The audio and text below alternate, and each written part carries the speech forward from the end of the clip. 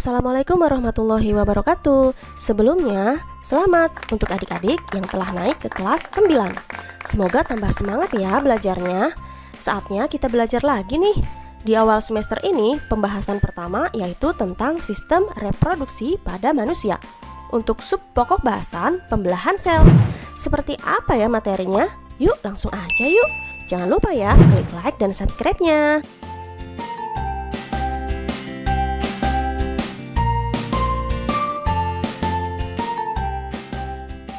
Kenapa sih kita bisa tinggi dan tumbuh besar? Makan, minum susu, olahraga.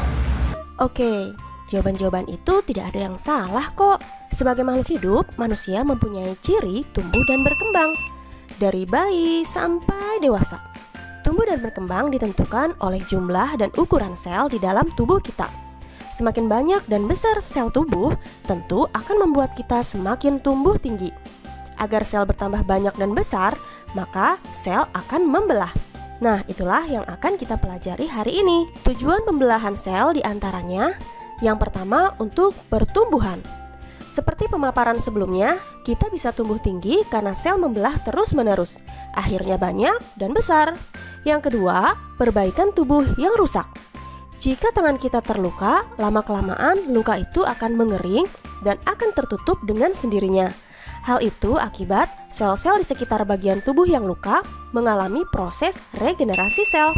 Sehingga sel membelah dan akhirnya terbentuklah lapisan kulit yang baru. Tujuan pembelahan yang ketiga adalah untuk reproduksi. Reproduksi atau berkembang biak adalah salah satu ciri makhluk hidup. Untuk dapat melestarikan keturunannya, maka makhluk hidup harus bereproduksi. Adik-adik tahu amuba, makhluk hidup bersel satu atau unisel ini berkembang biak dengan cara membelah diri. Dari satu sel membelah jadi 2 sel anak. Begitu seterusnya. Nah, pada video ini kita fokuskan membahas jenis pembelahan pada makhluk hidup multiseluler ya, atau makhluk hidup yang banyak sel. Misalnya, manusia.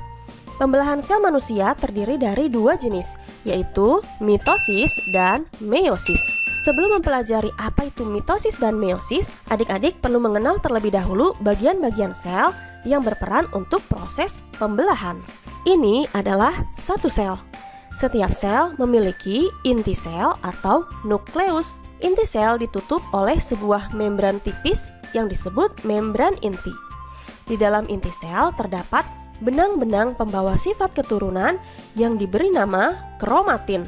Di dalamnya terdapat gen yang menentukan sifat individu yang berasal dari orang tuanya. Selain itu, di sekitar inti sel terdapat organel sel bernama sentrosom.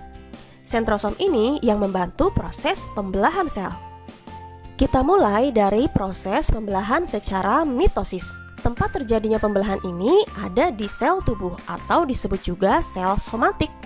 Tujuan utamanya untuk pertumbuhan dan perbaikan atau regenerasi sel tubuh yang rusak. Sifat sel anak pada pembelahan mitosis adalah identik. Artinya, sifat sel anak sama dengan sel induk. Mengapa demikian? Karena setelah pembelahan mitosis tidak mengubah jumlah kromosom sel anaknya. Biasanya, kromosom sel tubuh manusia dilambangkan dengan 2N, dibaca diploid. Dengan total keseluruhan kromosom manusia adalah 46 buah atau sama saja dengan 23 pasang. Pada pembelahan mitosis terbagi menjadi 4 tahapan, yaitu profase, metafase, anafase, dan telofase. Disingkat PMAT. Masing-masing memiliki ciri tersendiri. Profase. Pada tahap ini, benang-benang kromatin akan menebal dan memendek membentuk kromosom dan akhirnya akan mengganda membentuk kromatid. Membran inti akan menghilang. Sentrosom akan membelah menjadi 2 sentriol dan bergerak ke kutub yang berlawanan. Di tengah kedua sentriol akan ada benang halus yang dinamakan benang spindle. Tahap metafase. Pada tahap ini, kromatid yang telah terbentuk di tahap profase akan berjajar lurus di bidang pembelahan atau lurus di tengah seperti ini. Bidang pembelahan disebut juga bidang ekuator. Tahap anafase. Tahap anafase ditandai dengan terjadinya pembelahan kromatid. Masing-masingnya akan menuju kutub mendekati sentriol. Tahap telofase. Pada tahap akhir ini ditandai adanya proses sitokinesis atau pembelahan plasma sel yang tadinya satu sel akhirnya membelah menjadi 2 sel. Pada tahap telofase juga memiliki ciri berkebalikan dengan profase. Kalau di profase benang kromatin menebal jadi kromosom, nah kalau di telofase dibalik ya, kromosom akan kembali lagi menjadi benang kromatin. Selain itu, membran inti yang tadinya hilang sekarang mulai terbentuk lagi. Dan sentriol yang tadinya ada 2 sekarang kembali menjadi 1 sentrosom. Jadi antara profase dan telofase saling berkebalikan kan? Satu jenis pembelahan lagi yaitu meiosis. Pembelahan ini terjadi pada sel kelamin atau sel gamet. Tujuan utamanya untuk reduksi kromosom atau pengurangan jumlah kromosom agar kromosom pada generasi berikutnya selalu tetap. Karena terjadi pengurangan kromosom, maka sifat sel anak tidak sama dengan sel induknya, atau jumlah kromosom sel anak setengah dari kromosom induknya. Kalau kromosom sel induk 2N atau diploid, maka kromosom anak adalah N, dibaca haploid. Karena setengah dari 2N ya. Masih ingat kan total kromosom manusia? Ya, tepat sekali, ada 46 buah. Artinya sebanyak 2N atau diploid sama dengan 46 buah. Jadi, untuk sel anak pada pembelahan meiosis hanya setengahnya saja, yaitu 23 buah. Tahapan yang terjadi pada proses meiosis hampir mirip seperti tahap mitosis. Hanya saja di proses meiosis terbagi menjadi 2, yaitu meiosis 1 dan meiosis 2. Meiosis 1 terdiri dari profase 1, metafase 1, anafase 1, dan telofase 1. Dan meiosis 2 terdiri dari profase 2, metafase 2, anafase 2, dan telofase 2. Atau untuk mempermudah, dari PMAT 1 dilanjutkan ke PMAT 2. Masing-masing tahap memiliki ciri khas yang sama seperti mitosis. Perbedaannya adalah pada profase 1. Setelah benang kromatin menebal menjadi kromosom, maka akan terbentuk tetrad atau kromatid bersaudara. Maksudnya kromatidnya ganda. Tidak seperti pada mitosis ya. Lengan kromatid yang berdekatan akan menempel sehingga terjadilah peristiwa pindah silang. Pindah silang ini dapat membuat gen saling bertukar. Inilah perbedaan utama meiosis. Jadi, jika digambarkan, ada beda warna pada lengan kromatidnya. Untuk ciri yang lain sama saja dengan mitosis.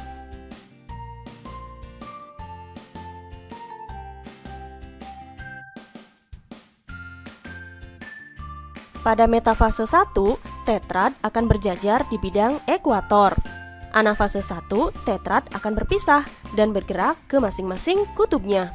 Telofase 1 terjadi sitokinesis atau pembelahan plasma menjadi 2 sel anak.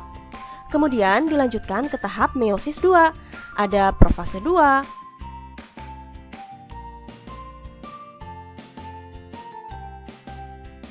metafase 2, anafase 2, dan telofase 2. Cirinya mirip seperti saat mitosis. Dan akhirnya akan dihasilkan 4 sel anak. Untuk mempermudah membedakan mitosis dan meiosis, perhatikan tabel berikut. Mitosis, tempat sel tubuh atau somatik. Sedangkan meiosis, tempatnya di sel kelamin atau gamet. Tujuan mitosis untuk pertumbuhan dan perbaikan atau regenerasi.